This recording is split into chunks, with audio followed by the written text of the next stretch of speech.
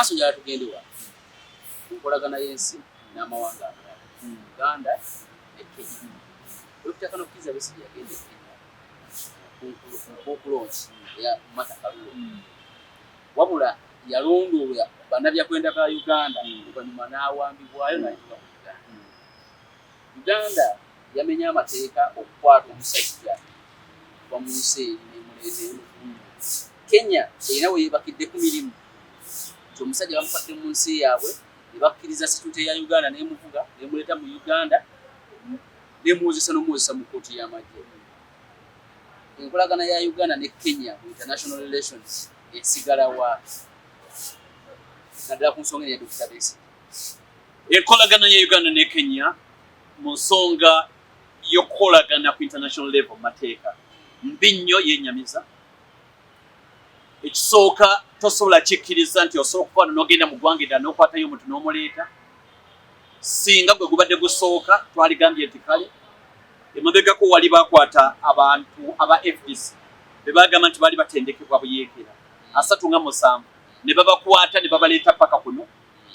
oluvannyuma lwa Ssematalo okuggwa mwana namwetaana namukaaga amawanga gaakwatagana ne gagamba tutandika okukolagana ku lwa bulungi bwa ffenna kubanga eggwanga amawanga gaali galwanagana kibayita Ssematalo waaliwo ebiina okuba nga bikkirizibwa ebyewa Sseruganda era mu nkola ezo waliwo endagaano ezaateekebwako emikono tujja kiziyita treaties oba conventions ezo eza Geneva naawala nyingi ne ziteekebwako emikono engeri y'okweyisa ne banno balinaanwa ebeera etya naye lwe tugenda kwogera ku kintu kimu kyokka ekyo extradition nti omuntu bw'akola ekikolobero mu Uganda n'addukira e Kenya oba South Africa anaakomezebwangawo e Uganda ansi eri nti ye ne waliwo by'olina okugoberera olyoka omukomyewo e Uganda. Ekisooka amawanga ago abiri gateeka okuba gaasayininga ku ndagaano eyo convention eyo of which Uganda ne Kenya bombi ba signatories ku tteeka the extradition. Kitegeeza etteeka eryo livunaanyizibwa ku Uganda ne Kenya singa omuntu ow'obulabe akola ekintu wano n'adduka oba akikola e Kenya oba e Tanzania n'addukira wano n'eno ye process amateeka gye gagamba gy'olina okugoberera. One, ateeka okuba akoze omusango guli criminal. Tulipena? Guli criminal.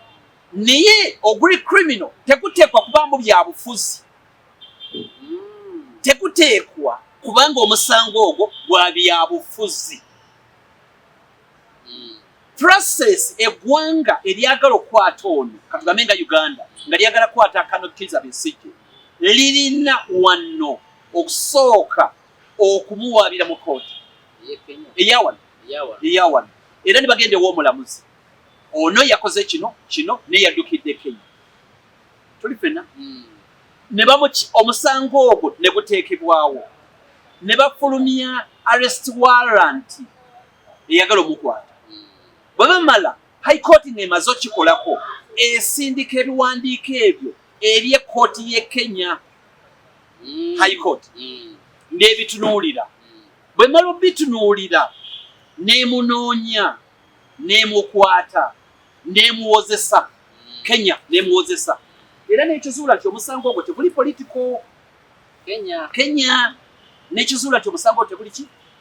arrest warrant Uganda nnyo kkooti ya Uganda ennyonnyola emisango no gy'ayina yaza guno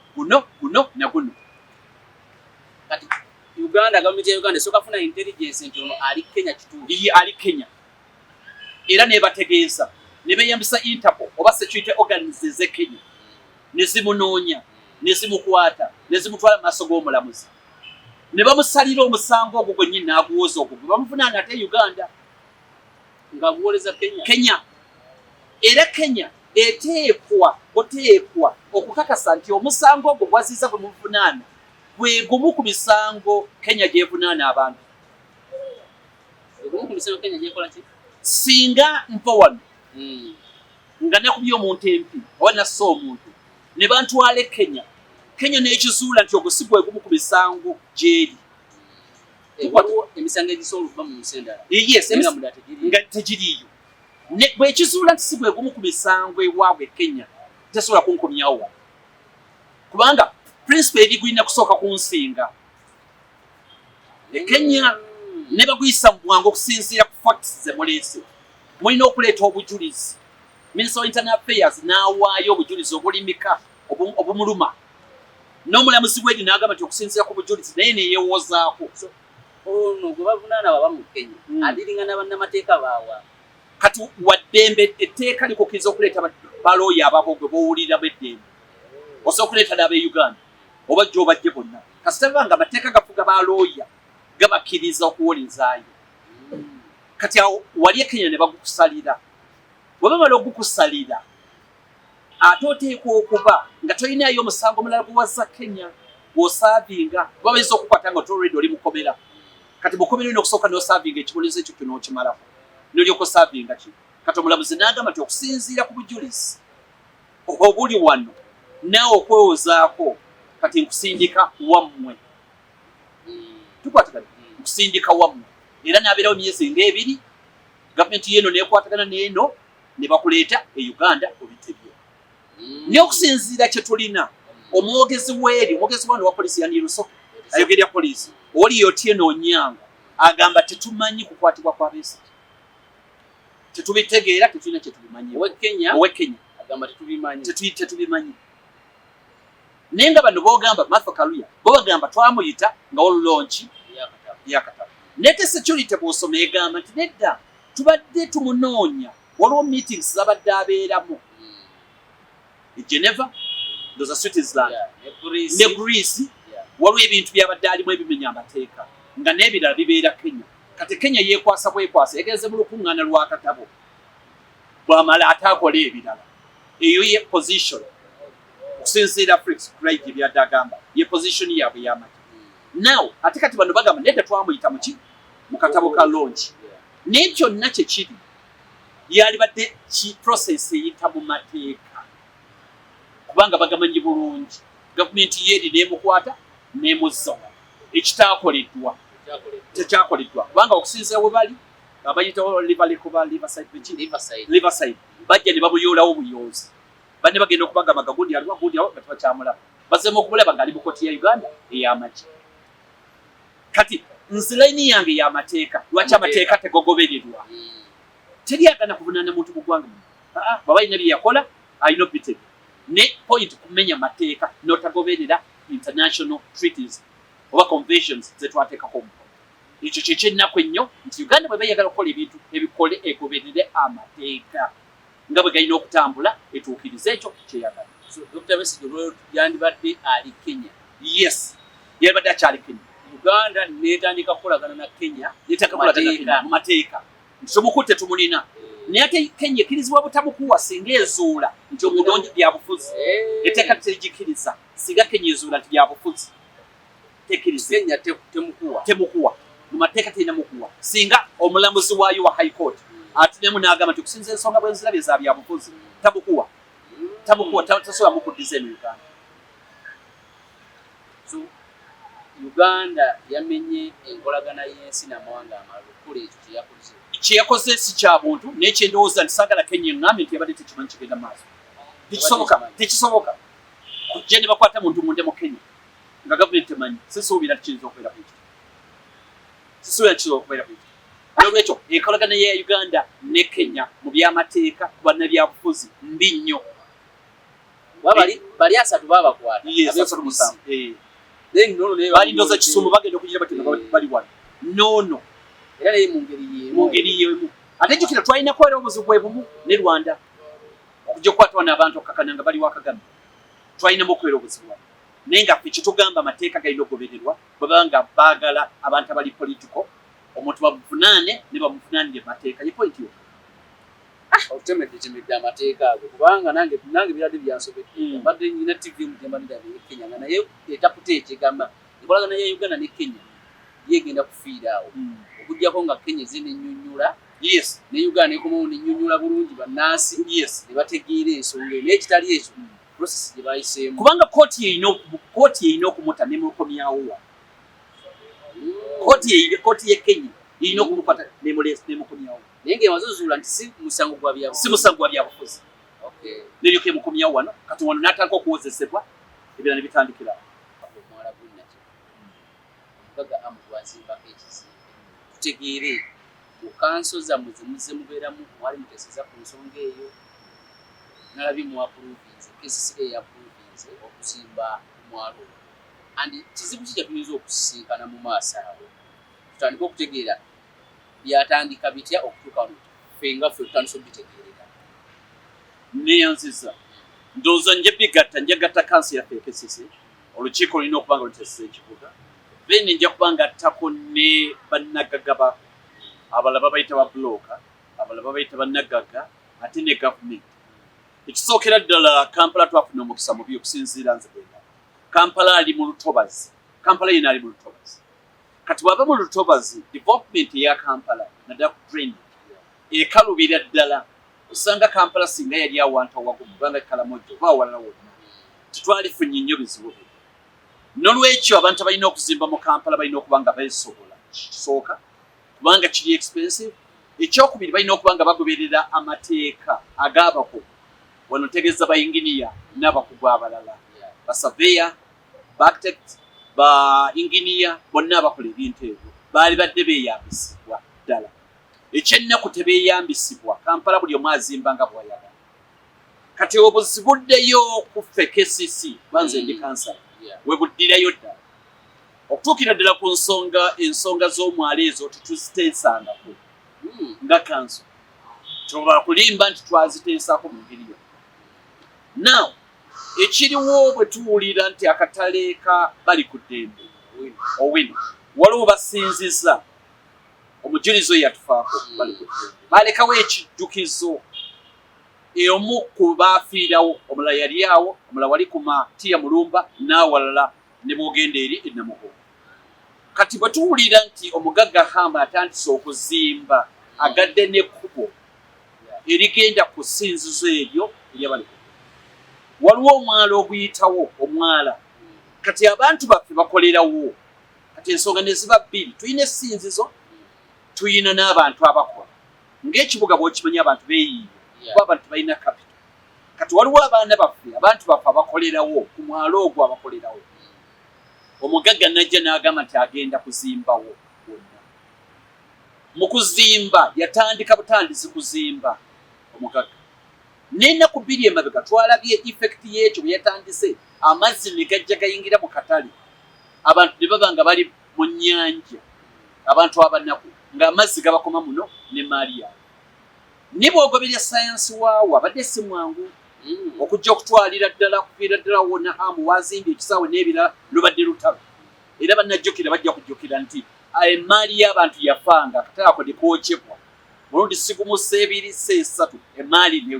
waawo wowe nyingiriramu kati bwe beekubidde enduulu ne bajja no KCC omugagga n'agamba nti nedda ebiwandiiko byonna mbirina ebinzikiriza okuzimbawo pamiti ngiina approvals zonna nziyina ez'abakugu ate aba KCC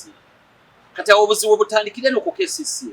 twatulabye mu ntobazi eza Uganda ng'omuntu agendeddera mu nnyanja ng'ayinamu ekyalo ng'ayina ne pulaani emukkiriza okuzimba mu lutabazi mwennyini nga avubawo naye ng'avubirawo mu mateeka ekyo kiyinza okukkirizibwa singa ajja n'asaba nekye tugamba mu area y'emu ng'abaavu bagobebwawo naye nga tomugagga ye ayinawo pamiti yayo ne bw'ogenda okubuuza NEMA ne KCCA yafunawo atya byonna bikusobola now omugagga Hamu bw'ajja n'agamba nti ayina buli kiwandiiko ekimukkiriza okukola ki okuzimbawo kati olw'okuba abantu baffe badde bafuna obuzibu meeting n'ebeerawo meeting eyo ate teyaze mu kanso kyenjera okutegeeza abantu okutegeeza kanso lwe lukiiko olukulu olufuga ekibuga bano bebabeeramu wammanga mubeeramu Lord Mayor n'olukiiko lwe executive kyetuyita City Executive Committee ebaako ba ministers basatu oba abalala babeeta ba secretaries ebaako deputy mayor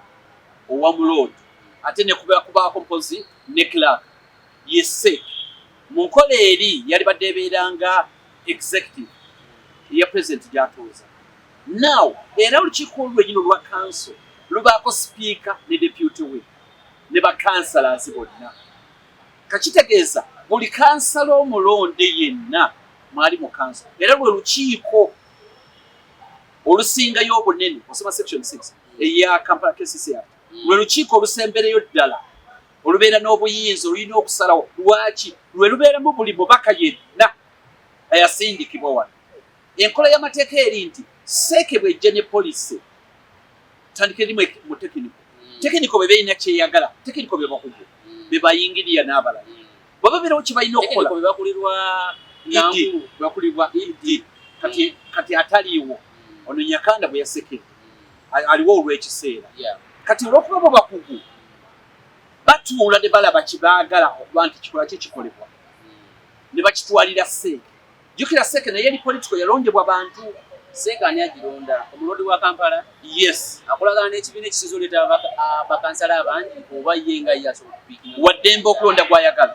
Afaanagana nayo oli pulezidenti waddembe okulonda minisita alina gw'ayagala. Waddembe okulonda gw'ayagala. N'amannya ago bw'agalonda galeetebwa mu kanso n'egayisa. Amakulu nti Kampala yonna ebegayisizza kubanga buli kanyomero ga Kampala kalina kansala akakiikirira. Kati amannya ago bwe galeetebwa mu kanso n'eryoka egayisa. Bwe gaana okugayisa era omulodi oba lord mayor addamu n'akyusaamu n'apiikinga abantu abalala oba n'akomawo n'annyonnyola kanso n'agikonvinsinga lwaki omuntu oyo alina okukola ki olina okuba nga kati seeke tefunangako nsonga za bali ku ddembe. Kanso tefunangako nsonga ezo mu bimpiipi tetuziteesangako ne tulina oludda olw'ekikugu ate oluyisa permit oluyisa approvals oluyisa nti kati gwe jangu ozimbe lwate lwayisa lwakkiriza omugagga azimbe nga lumaze okulaba buli kimu ekinaddirira ne kati bw'ogenda olukiiko kati bwetugenda building committee waliwo committee bagita building committee ebeerako bakugu n'ebeerako ne omu ku basecretaries ba ministers abaseeke ate ne kubeerako ne kansala omu actually yalina giki yalinga ekyennaku nti olukiiko lubaddewo yagobeddwa kansala alina okuba ng'akiikirira building committee yonna teyategedde. Building committee ogambye ekubirizibwa kansala oyo ani amulonda okukula ku building kansala ffe bakansala ffe tumulonda ffe tweronda kansala omu agende atule ku physical planning committee agende agituleko atulako n'abakugu oba tekiniko n'atulako n'abakugu tulifena n'atuulako ne minisita omu ava ku lukiiko lwa seeke era ne bakakasa nti ekino ekizimbe kiyite kino kiyite kino teki naye report eyo ey'okuzimba mu bino teyajja mu building committee eryoka egiyise kati building committee eri ekiyalinyibwa kansala nga bw'oganda yes n'abakugu abalala bw'emala okwapuruvinga ekizimbe ereeta alipoota ewammwe nti twapuruvinze bino kaseera kano tereeta mu seeke manya tereeta mu kanso gye tutwalanga pulinale kati yes yabadde nga pulinale saidi eya parliament kati bwebala tereeta naye tuba twesiga nti olwokuba tulinayo secretary mulamba alinga minisita ku level eyaffe ey'abakansalas era tulinayo n'omu ku ffe omu ku atukiikirira nti byaba bayisizza biba bintu naye eyo committee kibayita building committee teyatuukirirwa tebimanyi naye ng'ate empapula zisayiningiddwa abakugu abaawano mu kesisi kati omugagga najje n'agamba nti nze mbirina nzikirizibwa okukola ki okuzimba kati ekiriwo kiri kimu tubadde tufuna ebintu bya birodi ebiri oba esatu one abantu balina okugenda okusinza ku kijjukizo kuba kirina okubeerawo we balina okuyita wonna wagamba okuzimba omukulu ku mwala two abadde bakolerawo nga banyigirizibwa three obutonde nti bw'ozimbawo ekibuga tekigende mu mataba kati eyo ensonga yabukugu kati bwe batudde wano enjoyi zombi ne zikkaanya nga ne Idi mwali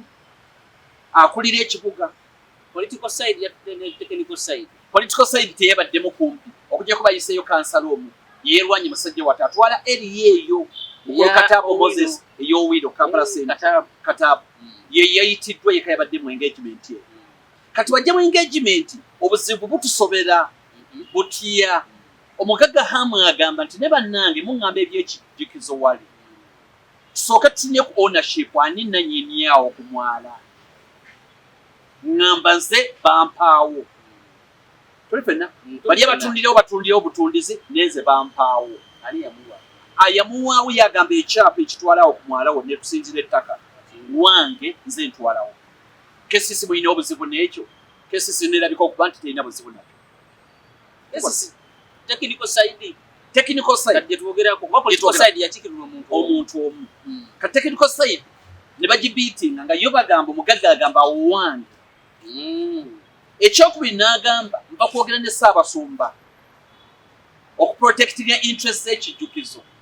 era byonna ebigambibwa byonna tukanyiza ngenda bikolako ansindikidde n'abakugu bana bakakase nti bikolebwa byebiriwa omwalo ogwo ngenda guzimbako tu ekkubo ngenda ddibalekerawo lyonna nga lyamulembe tekuona amata n'ebirala byesigenda bagamba ku kijjukizo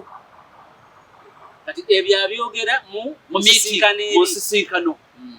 ekyalabise nti oludda olw'ekikugu iddi n'abakugu baddayirekita bali 10 abali wansi wa iddi ne baliko okuba nga bakkiriziganyiza nakyo mu BPP saagala kusiibyayo nnyo hamu agenda kuzimbawo tukwatagana ne bagambye nti asooka amaliza ebyo ebitonotono azimbewo wabaddewo n'emyalo ebiri egyabadde giyiwa eri bagiggale mbagirawo tulifena bagiggale nga tikyasobola kuyiwa eri nga giyiwa mu maini wano mu kubo tulina emyalo eminene mu Kampala tulina ogwa Nakivubo Nakivubo Channel munene tulina ogwa Nakamiro nagwo munene tulina ogwa Lubigi nagwo munene tulina noguno ogw'Ekasokoso gy'emyalo eminene egifuga Kampala nti obwala yala buno bwonna obulala buyiwa muli buli ne gulika gutwala ne gumalira emyala gireme kuyiwa eno mu basookozi gibe nga giyiwa eri mu channel ennene ey'Nakivubo nekyo talina kwerabira nti KCC erina okuteekerateekera bannakampala era yina n'amaanyi okuapprove n'okukkiriza terina maanyi mbadde ngenda kuddayo wali nti wali mugamba temwapuvinga amu yes era ne enteekateeka ezo tezajja mu kali akakiiko akatula mu kansala omu bali eri abakugu abalala kati ani yamwapuvinga kati approval ajje wano KCC n'azifuna kubanga abagagga ba Kampala tukwatagana si mikwano gye bayinza obutaba mikwano gye bayinza n'okuba tebalidde engozi naye amaanyi gaviira ddala mu State House oli n'agamba nti wano otuttewo State House yakkiriza ndivopingewo nga bwe yatwala Nakivubo ne wekisanga bwe yakitwala kati agenda okujja no KCC ng'atuukiriza butuukiriza amaanyi abanamangi ng'alina gy'agajje tugambe nga mu State House okusinga ate nga gazituwa okusinga KCC kati Iddi Wawan executive director ne ba director ne ba councillors ne Lord Mayor ajja kumpi bategeezaako butegeeza naye aba yafunye dda amaanyi amalala agamukkiriza okuzimba kati ate ejjukira bodda ku sayidi y'ekikugu bonna abo bonna balondebwa president kati ate ono amaanyi gaze nago era agajja bwe buzibu obuli mu Kampala kati gwe balonda gwe tegusuula okulwana olina okugiwa abantu bo ne banga bakusinzizza amaanyi ne bakulekera kuleekaana yogera tetulina buzibu naawe yogera byoyagala so enduulu wano badde bakuba yaki n'okugendayo bakansala eri gwandaga nti buli kimu kyali kyakuba kiki ekitwalayo bakansala wakauntabite bantu baabwe nti bannaaye tulwanyeeko nayeffe kigaali ekyo kyekimu ku byo olina okulwana kubanga saidi olinga badde politician obanga golikipa omumanyi akwata omupiira golikipa bamukuba penetrate omupiira guyiseewo alina okugwayo oba osigala ng'oyimiridde ati bayomba asafari yaliguddeyo ne bw'oba ogudde opposite kuba bamanyi okubadde gugweno golikipa n'agweno omusajja wato naye abaazize ne bamukyusa ne bakuba eno ye n'agweno neeno gy'agenze wadde tagukutte olina okugendayo kuba kyekyakulondesa wadde oluusi amaanyi gakuyinza ekyabadde kitwala abo okutunulira mwala we guli naye nga tejjukira omugagga agamba yakwataganye interest ez'ekijjukizo yakanyiza nazo ne Ssaabasumba. That's one. Kati awo mu mateeka kye bayita complainant oba gwe otandise okuggwamu amaanyi bw'obeera lawyer singa obeera lawyer ng'oli n'adiiringa ne complainant singa bapesimu ye nze nensijja nga ndi lawyer okuwolereza kati ate gwe gwempolereza n'okwatagana n'oli gwe twagala okwabika naye mu kooti nze lawyer oba mmaze amaanyi gaba gakenderedde ddala kati wano omugagga bw'akwatagana ne Ssaabasumba batereze interest z'ekijjukizo tegusulwa wadde oli mukatoliki wadde oli kansala tomanyi nnyo byakijjukizo kusinga Ssaabasumba ne interest zaawo kati awo obanga apondooseemu olw'interest z'olwanira kati interest esigadde ziba z'abaana abakolerawo oli sagamba nti ne balina pamiti okukolerawo bakkirizibwa ono agenda kuzimbawo ekizimbe ate awo abantu abala bangi emirimu tukwatagana kati ogenda okuddukira eno nti pamiti olina yakicukuli nga Idi alina okugaba pamiti ne badirekita abakugu nabo pamiti hamu tebajeegaana oba olaba politician awo bukasonda wooli osooka noonywamu ne kutuusi kubanga kino kyogamba ekiwandiiko takirina abalina okigaba mu mateeka baakimuwa interest zizolwanirira yezimaze eri tulifena bano abasuubuzi agamba agenda kukozesa bangi kati awo olina kudda wano ku bakugu ba wano ne bodde ku bakugu ba wano naye bamutya kuba ng'omuntu bamutya kubanga approval yazifunye weebuuza yazifuna atya kekabega ke tuli mukana mu bimpipi ndoza ekifaananyi ndoza nkikusiigidde bulungi so kati tudde ku effect esobola okuva kino wadde bagamba kuwa abantu mirimu n'ebirala naye oli mu kuzimba ku mwala gubadde gutambuza amazzi Kampala twatandise ongamba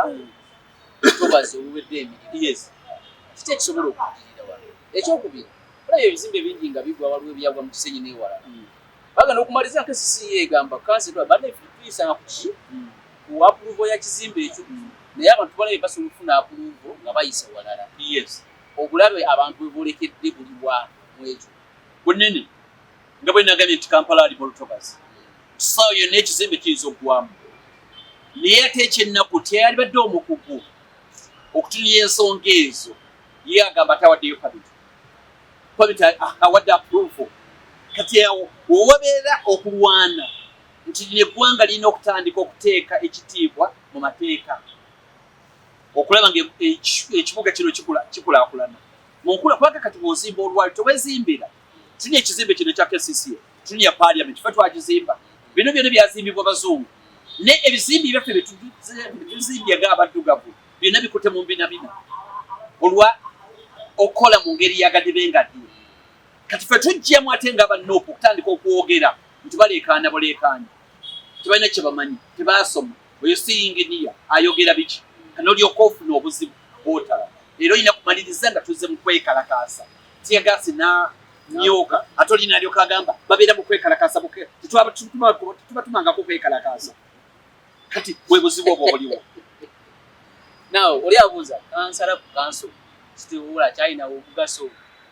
ezaawa zino kansala ku kanso omugaso agulinawo kubanga yakola ekituufu amateeka gamugamba kukola ebyo one kulondoola alondodde akomawo alipotinge mu kanso resolution eyite ate kubanga tugenda kuddamu okuyita bagenda kuyita olukiiko tulese ku nsonga eyo n'ekyennaku politician bw'omala okukola resolution eya kanso erina okuteekebwa mu nkola oyo omukugu n'agiziimuula n'agana ogiteeka mu nkola era nga bw'olaba ono bw'atalina maanyi ono omukugu naye bwe yeekanga ng'agamba nti